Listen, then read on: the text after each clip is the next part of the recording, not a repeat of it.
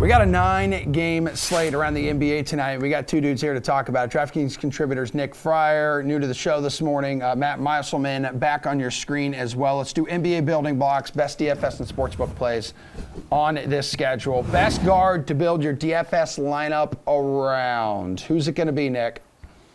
Yeah, so there are a lot of good options, like high-price options tonight, but I think for guard, my favorite play is kind of in that mid-tier range, near value at 5.9K going up against the Spurs tonight. I like Ayo Dosunmu a lot. This game has the highest total on DraftKings Sportsbook, and he's put up big numbers in his last couple games. And Levine is out tonight, which leads to a lot of opportunities. I know we don't see usage kind of go up a ton for Dosunmu in these situations, but in these last two games that he's played, posted a double-double, nearly had a triple-double, and that was on the second leg of a back-to-back too. Spurs also ranked 25th in DK fantasy points allowed to opposing point guards this season. So when I look at Dosunmu tonight, I feel like he's a guy who has a floor of 5 times value. Maddie, where are you going here? I'm looking at that same game, actually, and Dejounte Murray no longer has Derek White in his backcourt. Even though he's $11,000, if you look at his last two games, I mean, the price is not even close to what he should be. He's got 144 fantasy points over the last two games. But I just still am down on the Bulls defense. They actually may play better defense with Zach LaVine out of the game, but I still think this is a team that's going to struggle defensively. And Murray has this usage bump now with no Derek White. I think this is a game that should be close. And this also could be a slate where it becomes easier later in the day to pay up for guys. We have some questionable players. So, also, if people want to play Jokic and the other more common expensive players, I think Murray might be a little less popular. But this is just a really good matchup, and the situation without Derek White really helps him. All right, so what are you doing here at forward? Is there a guy that needs to be in your lineup, Matt? I don't know if there's anyone that's that obvious, but I think DeMar DeRozan is just kind of a go-to choice at this point when Zach LaVine's not playing. And that's really the big deal here. DeRozan's price is north of $10,000, which – if you would have said that before the season, I think just about everyone would have thought that's insane. But clearly DeRozan has reached a new level, both in terms of his scoring efficiency and just the volume of shots he's taking. And this should be an up-tempo game. Derek White was also probably the Spurs' primary defender that would be used to try to slow down just about anyone. The Spurs got a lot worse defensively at the deadline too. So this game should be very up-tempo. You don't have LaVine there. The scoring could be pretty concentrated on the Bulls side. So the cheaper guys look good too, like Dosunmu.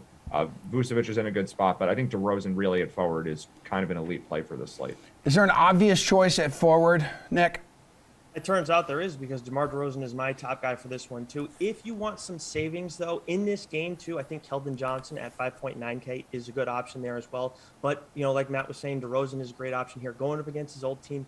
I know we've seen him already, but still, revenge game. Anytime you see a star in that kind of situation and it's not a blowout potential spot, I like it. Again, highest total on DraftKings Sportsbook. And I didn't talk about this so much with Dosunmu, but the Spurs are 5th in pace, so this is a pace-up spot for the Bulls, who are like middle of the pack, like 13th in terms of pace. And the Spurs, like the Bulls, are just outside the bottom 10 in terms of defensive efficiency. Again, we talked about it before, no Zach LaVine tonight. DeRozan has a ridiculous 37.1 usage rate in those situations, and he averages 1.31 DK fantasy points with LaVine off the floor, only to be outdone by Vucevic in that spot. But outside of that, I mean, 1.31 DK fantasy points per minute. I'm going to take that with DeRozan every time.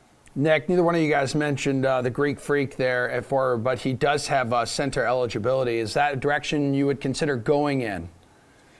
Generally, no. Giannis is usually a guy who, as much as provides a lot of value and everything, don't get me wrong, he's a guy that I'm usually not leaning towards as much. I'd rather go with a Jokic tonight if you're gonna go and do a pay up spot. I know no Embiid. Usually that's the guy I'm going with of the three. But Jokic, I do understand if you have apprehension because of what he did last time against Orlando, and this is a potential for a blowout spot. The two guys that I'm looking to more, again, in that mid 5 to 6K range. I like Hassan Whiteside a lot tonight if Rudy Gobert doesn't play, but he is questionable, so you got to make sure you're following along at DK Live to make sure that you get the updates there. Whiteside has grabbed 35 rebounds in his last two games, 50.25 DK fantasy points, and 44.5. He's going up against the Rockets, an up-tempo matchup for any team in the NBA, and they aren't at all defensively efficient too. So, and they're giving up the most DK fantasy points to opposing centers. So it's a great spot for Whiteside. Could be a little chalky too, admittedly. Another guy who's in that same price range is Andre Drummond going up against the Kings. This is his Brooklyn debut. He's not on the injury report right now. I know LaMarcus Aldridge isn't either, but we don't have any of Brooklyn stars going tonight because this game is in Brooklyn. And Sacramento is not great in terms of limiting DK fantasy points against opposing centers. And so Domantas Sabonis, as much as I like the Kings tonight, he's not going to help in that situation either. Yeah, that's right. And the Kings also make you want to roster Drummond because they're really bad at rebounding the basketball. Matt, is center a pay-up spot for you tonight? I think it might be. So I actually do have some interest in Giannis. I think the blowout is going to scare people away. So doing some kind of stack where you include Giannis and Yusuf Nurkic in the game together, I think that could be a really contrarian move that just almost no one is doing. And if this game does stay close, the upside for Giannis is huge. The upside for Nurkic is huge. I do think it's worth mentioning, though, that the Bucks are on the front end of a back-to-back. They are playing the Blazers, who have kind of gutted their roster at this point. They could hold Giannis out tonight, even though he's only listed probable. It's not an injury tag where you really are concerned. But the Bucks do play at home against the Pacers tomorrow. So if Giannis doesn't play, I think we have to look at Holiday. We have to look at Middleton, Portis, and then Nurkic and everyone else on the Blazers becomes more appealing too because there's less of a blowout chance. So in that case, it's kind of chalky, and then you like it for different reasons. But if Giannis does play, I think Giannis with Nurkic as a contrarian game stack, that's still a situation that I want to look towards. All right, so where do you go in the value department, Matt? Who's the best option there? There are a lot of guys who are extremely cheap that I think you can make a case for, which is why I think paying up on the slate does make a lot of sense. Quentin Grimes with RJ Barrett out of the starting lineup and just out of the lineup in general. He's been out for a few games now.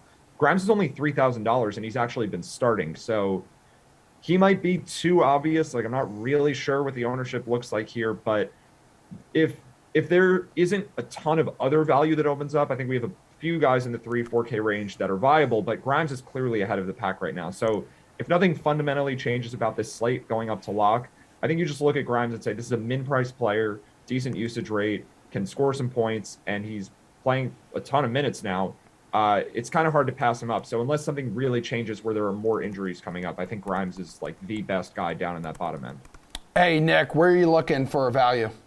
Yeah, I think Grimes is a great option because the Thunder are not good at defending opposing point guards from a DFS perspective. And that's why I actually landed on Kemba Walker in the same game. He's at 4.3K. As much as I do like the under a lot in this one, I like Walker because he's seen an increase in shot volume with RJ Barrett out. And that should come as no surprise to anybody. I did highlight this a little bit on DK Playbook in the NBA cheat sheet for today.